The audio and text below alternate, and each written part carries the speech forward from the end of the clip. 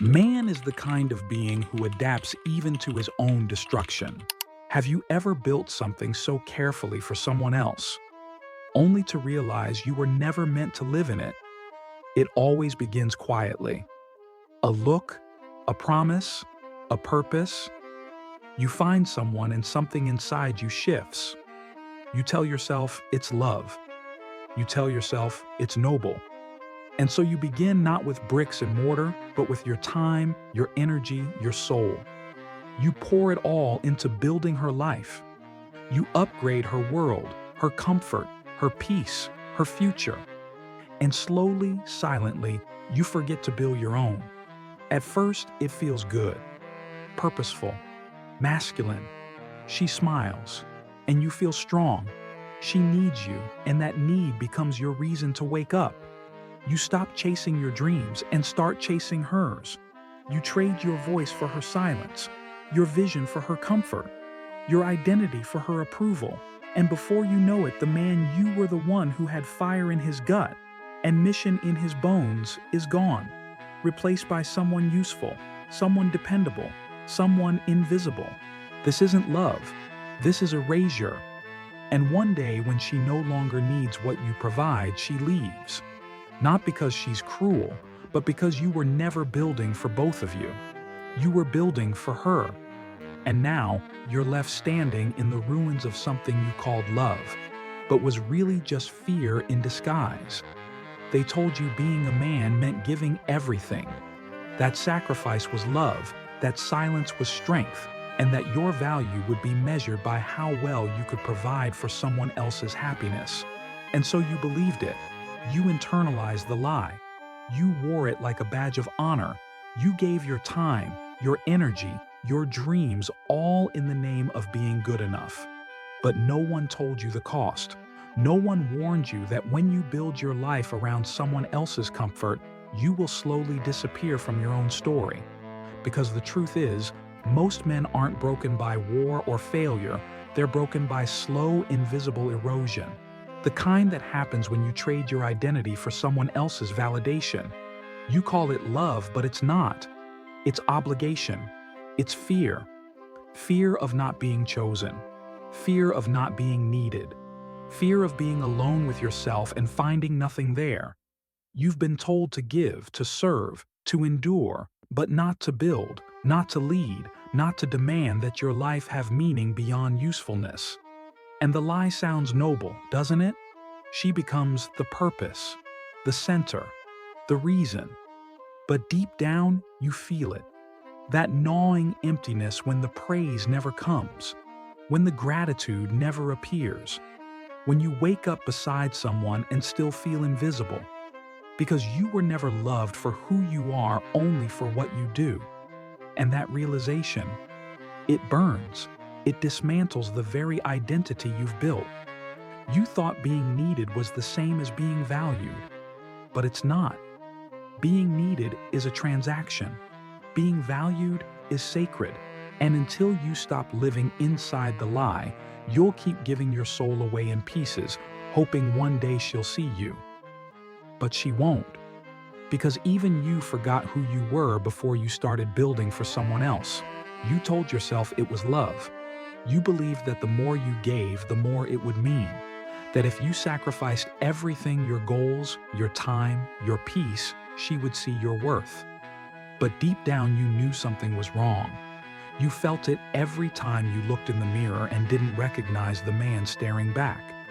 You gave her the best of you, and in return, you kept nothing for yourself. That isn't love. That's betrayal. Not hers, yours. You betrayed yourself the moment you decided your needs could wait, your purpose could be postponed, your soul could be silenced. You believed that love meant erasing yourself, that being a good man meant never choosing yourself. And so you stopped dreaming, stopped leading, stopped living. You became a background character in your own life, applauding her victories while burying your potential. You performed strength while quietly crumbling. And the tragedy isn't that she didn't notice, it's that you didn't either. You willingly disappeared. You chose invisibility because it felt safer than being rejected for who you really are. But here's the truth. No one told you a man who abandons himself will never be respected, not by others, not by her, and not by the reflection in his own eyes. You thought your sacrifice would buy you love, but what it really bought you was silence, isolation, emptiness. You didn't lose her. You lost yourself long before she ever walked away.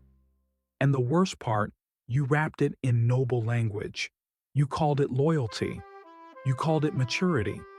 You told yourself you were doing the right thing. But the right thing never feels like dying. The right thing never leaves you hollow. This wasn't duty, it was fear dressed up as devotion. And until you admit that you'll keep bleeding for people who never asked you to bleed in the first place, you called it love. But what you were doing wasn't love. It was survival. It was performance.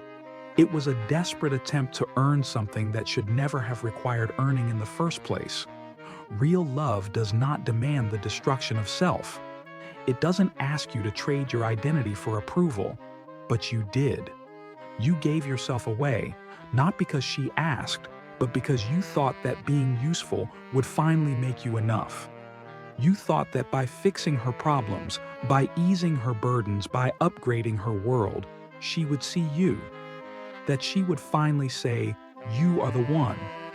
But what you were really doing was trying to buy permanence with sacrifice. You believed that if you just gave more, cared more, bled more, she would stay. You mistook servitude for romance. And the tragedy, you convinced yourself that this was noble, that you were the hero in a love story. But the truth is darker. You weren't building connection, you were negotiating worth. You weren't loving her, you were fearing her absence.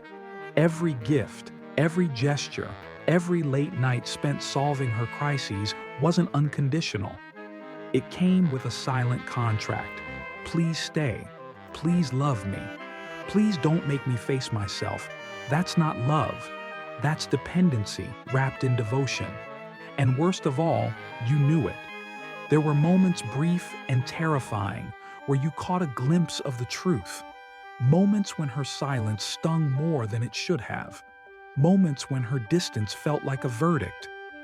But you ignored those signs, didn't you?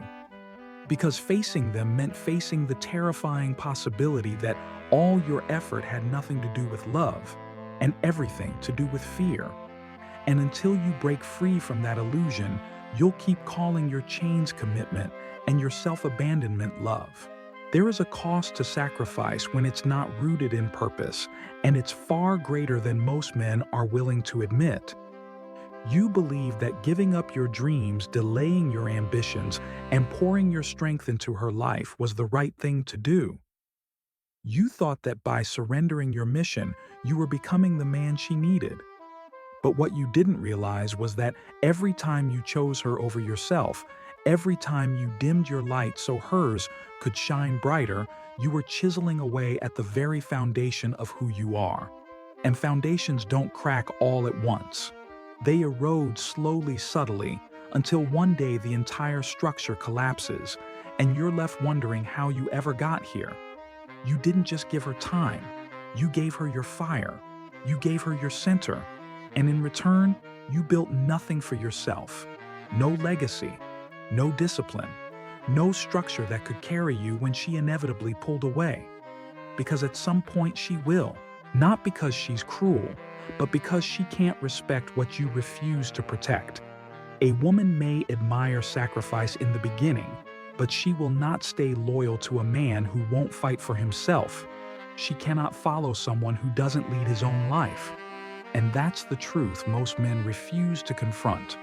You weren't building a relationship, you were building a shrine to her comfort, a shrine to her needs, a shrine that required the slow cremation of your identity.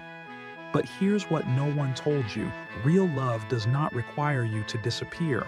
Real masculinity does not demand martyrdom. And if your sacrifice isn't in service of a mission greater than both of you, then it's not noble, it's self-erasure. So ask yourself, what have you built that she can respect? What have you built that even you can respect? Because if the answer is nothing, then maybe it's time to stop sacrificing and start building something that's actually yours. You thought love would secure her loyalty, that your effort, your sacrifice, your unwavering presence would be enough to make her stay. You believed that if you gave more, endured more, solved more of her problems, she would love you deeper. But what no one told you, what most men learn far too late, is that love does not guarantee respect. And without respect, love dies.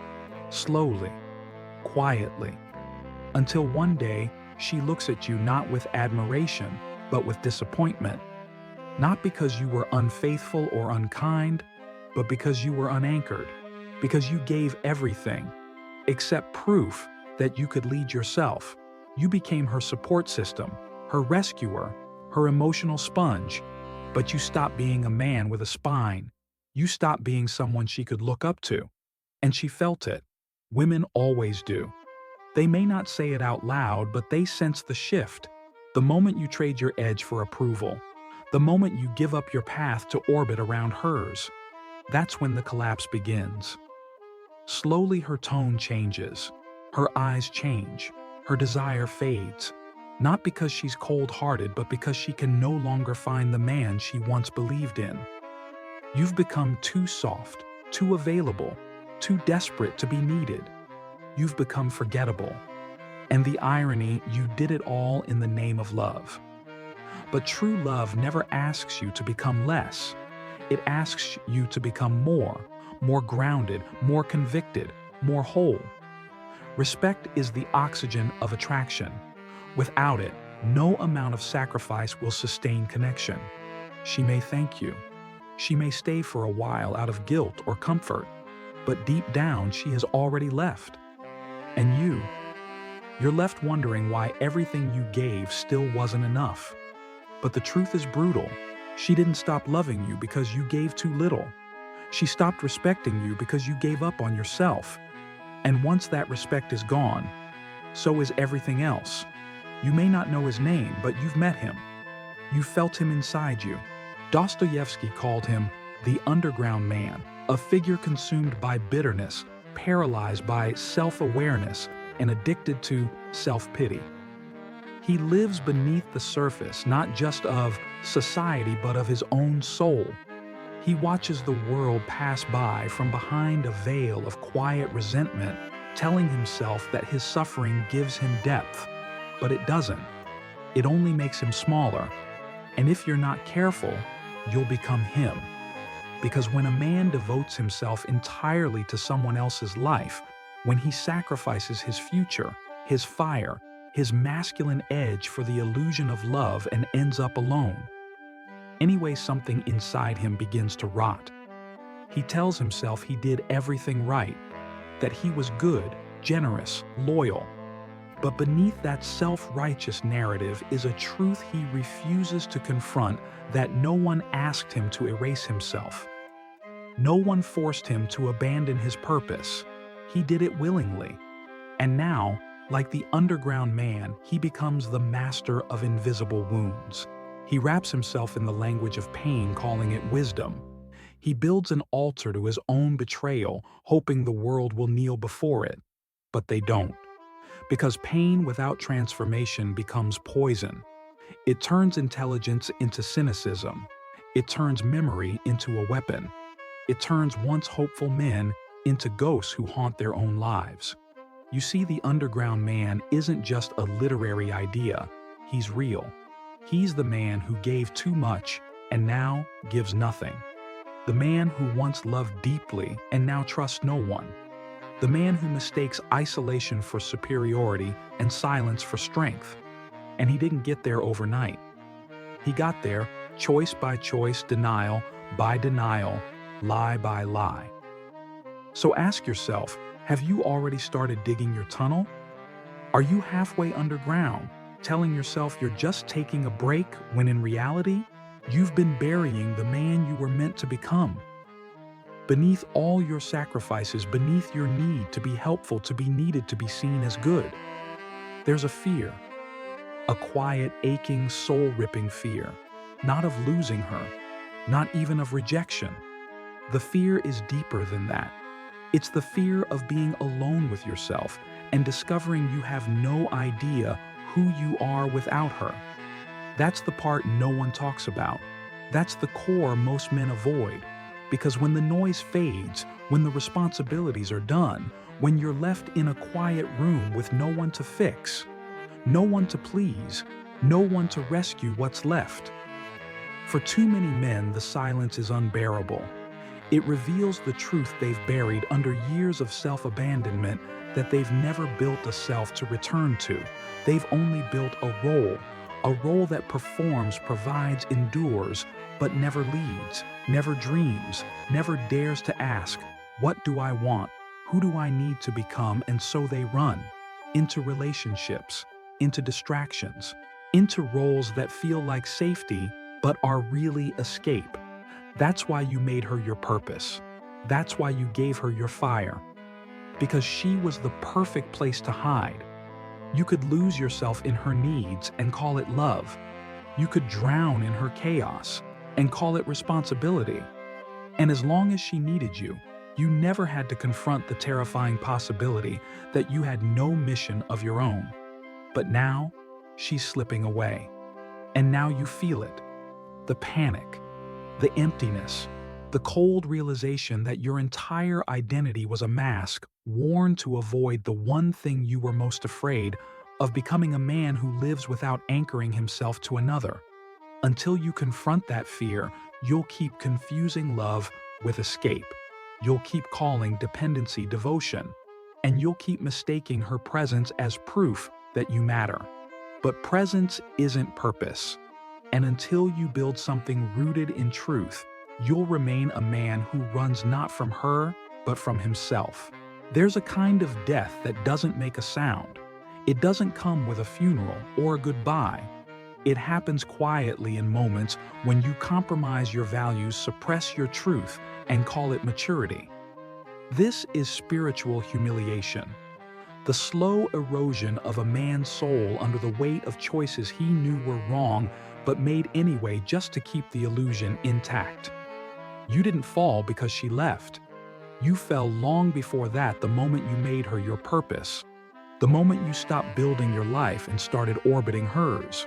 You gave her your ambition, your time, your hunger for greatness, and you told yourself it was love. But in truth, it was surrender. You surrendered the man you were becoming to keep peace, to avoid conflict, to not be alone. And now, you live in the shadow of who you could have been. That's humiliation, not by her, but by your own reflection. Because somewhere deep down, you knew. You knew you were meant for more than this. More than being her emotional caretaker. More than being her plan B. More than being the man who lights the fire, builds the house, and then waits outside hoping to be invited in. You know what makes that pain worse. She saw it too. She saw you losing your edge. She watched you go soft. She felt your fire dim every time you chose silence over strength, comfort over calling. And though she may have smiled, something inside her stopped believing in you. Not because you were weak, but because you abandoned your mission. And women, no matter how loving, cannot follow a man who won't lead himself. You think she left because she stopped loving you. But really, she left because she could no longer respect the man you chose to become. You traded your power for approval, your vision for validation. And now, you're not just heartbroken. You're humiliated because you know deep down you did this to yourself. You were never meant to live your life in service of someone else's comfort. You were not born to decorate her path, to finance her dreams, or to serve as an emotional cushion every time she falls apart. That's not masculinity. That's martyrdom in disguise. And the world doesn't need more men who disappear in the name of love. It needs men who are anchored in purpose. Men who know what they're building and why. Men who do not beg to be needed, but instead invite others into a life already on fire with meaning. The real masculine mission is not to be someone's savior. It's to build something that lasts, something that echoes far beyond the validation of any woman. Because when you have a mission, a real mission, not just a job, not a paycheck, but a reason to wake up and fight, you stop negotiating your value. You stop shrinking to fit into her life, and instead, you expand into your own. You become the mountain, not the mule. And here's what no one tells you: when a man lives from mission love, becomes a gift, not a goal. Companionship becomes a partnership, not a lifeline. A woman either joins you or steps aside, but she never becomes your identity. Most men fail here. They make the woman the mission. They sacrifice the very kingdom they were born to build in hopes she'll crown them king. But she never will, because she can't respect a man who needs her to feel whole. Your mission must come first, not because you're selfish, but because you're sovereign. You must build the foundation before inviting anyone to share the weight. And if she can't walk beside you without becoming your purpose, she was never meant to stay. You don't need her permission to pursue greatness. You need your own decision. The mission isn't something you fit around her life. It's the life. And until you make that shift, you'll keep losing yourself. One compromise, one concession, one sacrifice at a time, and calling it love. You can't love yourself in theory. You can't reclaim self-respect through affirmations, wishful thinking, or hollow declarations. Respect is earned. And not from her, not from the world, from you. The man you look at in the mirror knows every time you broke a promise to yourself. He remembers when you said you'd wake up early, but didn't. When you swore you'd stop chasing her approval, but still folded at the sound of her silence. When you said you'd walk away, but stayed because the thought of being alone scared you more than the pain of being unseen. That's where the shame lives, not in what others did to you, but in what you allowed yourself to become. And the only way back is through action. Not loud, dramatic gestures. Quiet, consistent war.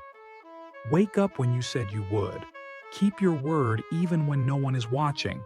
Hit the gym not to impress, but to rebuild discipline. Say no when your gut tells you she's using you. Choose solitude when it's clear her presence costs your dignity. Every time you do that, you earn back a piece of your soul, and piece by piece you start to trust yourself again. Because that's what real self-respect is: trust. Trust that when it matters, you won't betray your values just to be liked. That you won't sell your peace for temporary closeness. That you won't keep burning just to keep someone else warm. Most men think confidence comes from achievement. It doesn't. It comes from alignment. When your actions finally match your standards. When the way you live begins to honor the man you say you are. That's when you walk different. That's when your presence commands attention without saying a word. Not because you're loud, but because you're whole. And when you get there, you'll no longer need to beg for love, chase approval, or tolerate disrespect. Because a man who respects himself no longer fears being alone, he fears becoming the man who forgot how to. It's time to redefine what you want from women, not based on fantasy, not based on fear, but based on truth. Because for far too long, you've been chasing comfort, approval, and emotional safety under the illusion of love. You weren't looking for a partner. You were looking for a protector, someone to protect you from your own emptiness. And in doing so, you gave away your power before the relationship even began. You handed her your worth and begged her to return it in the form of affection. But no woman, no matter how nurturing, can give you what you refuse to build for yourself. That's why it never worked. That's why you felt drained. Because the relationship wasn't an alliance, it was a transaction. You gave time, attention, sacrifice, hoping she'd repay you with purpose. But purpose isn't something you receive. It's something you reclaim. And until you have it, every woman you love will feel like your lifeline. You'll cling, overextend, collapse, and call it commitment. But that's not commitment, that's codependency. A real relationship begins when two whole people walk beside each other, not when one person tries to fill the holes in the other. If you want love that lasts, seek a woman who respects your mission. One who doesn't need to become your purpose because you've already found it. One who doesn't drain your energy but multiplies it. One who walks beside you, not in front, not behind, because you're not dragging her and she's not dragging you. You don't need someone to save, you need someone to build with. And here's the brutal truth. If you keep choosing women based on how much they need you, you'll keep losing yourself every time they don't. Stop trying to be chosen. Choose yourself first. Build yourself first. And the woman who is meant to walk with you will never need to be impressed, only respected. Love isn't something you earn by abandoning yourself. It's something you share when you finally come home to who you are. Your energy is not infinite. Your attention, your focus, your emotional reserves, they are limited resources. And yet for years you've given them away like they were worthless. You've poured yourself into people who never poured back. You've invested your soul in relationships that only drained you.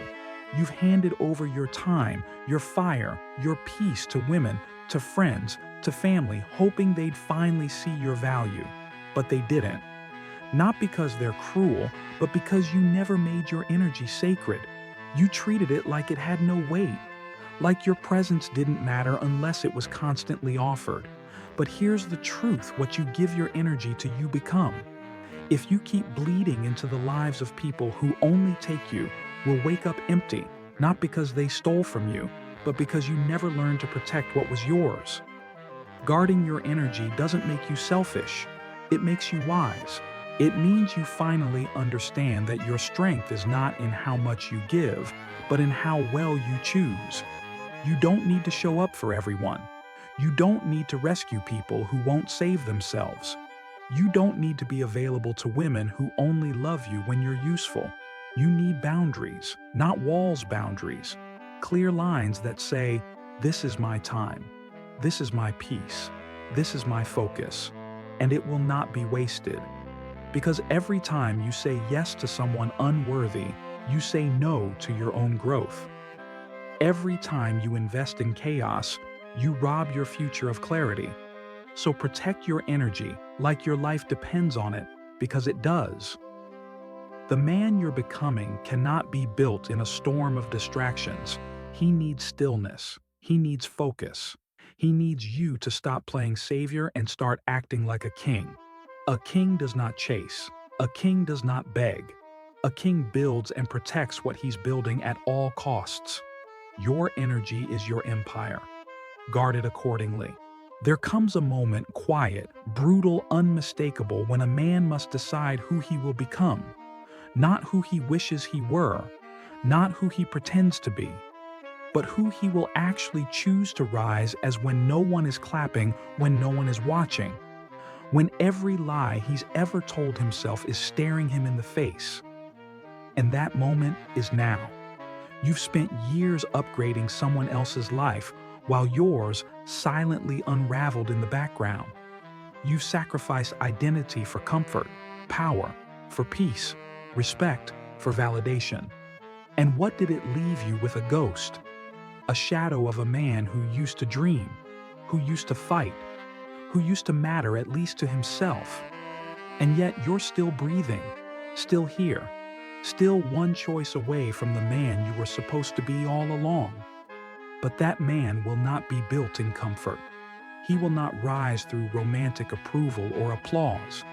He will only emerge when you decide once and for all that your life is no longer for rent, no longer available to every passing distraction, every temporary woman, every impulse to be needed instead of whole. You must reclaim what you've spent so long giving away: your time, your fire, your focus, your name. Not tomorrow, not next week, today. Because if you don't, nothing changes. And the years ahead will mirror the ones you're already ashamed of. You'll age with regret. You'll shrink into bitterness. You'll tell stories about what you once tried to become but never had the courage to finish. That doesn't have to be you. You're not too late. You're not too broken. But you are out of excuses, and no one's coming to save you. So make the decision, draw the line, burn the script of the man you've been pretending to be, and start building the one you were born to become. Not for her, Not for them, for you. Because this time, it's not about love. It's about sovereignty. Life lesson. Rebuild yourself before you offer yourself. There's a silent epidemic among men today, not of weakness, but of misdirected strength. Too many have been taught that love means sacrifice without boundaries, that masculinity means servitude without self-respect, and that being needed is the same as being valued. But here's the truth: you cannot give what you haven't built. You cannot lead if you haven't led yourself. And you cannot be respected if you've silently betrayed your own mission. Every time you abandon your goals to make someone else's life easier, you teach the world that your purpose is secondary. Every time you stay in a relationship that costs your dignity, you reinforce the belief that your peace is negotiable. And over time, that doesn't just erode your confidence, it destroys your identity. The path forward isn't easy, but it is clear. Stop giving yourself away, hoping someone else will validate you. Start reclaiming your energy. Redefine your relationships through the lens of respect, not desperation. Build your mission first, your body, your craft, your inner world, so that love becomes a contribution, not a currency for survival. Being a man in today's world doesn't mean being emotionless. It means being anchored, grounded in your values, rooted in your direction. It means being willing to walk alone until you're whole enough to walk with someone without losing yourself. So take this moment not as a guilt trip, but as a wake-up call. Not to hate women, not to fear love, but to stop trading your future for proximity and your purpose for praise. The man you want to be is already inside you, but he's waiting on you to choose him. And once you do, you'll never again need to beg for love, because you'll know you are already whole.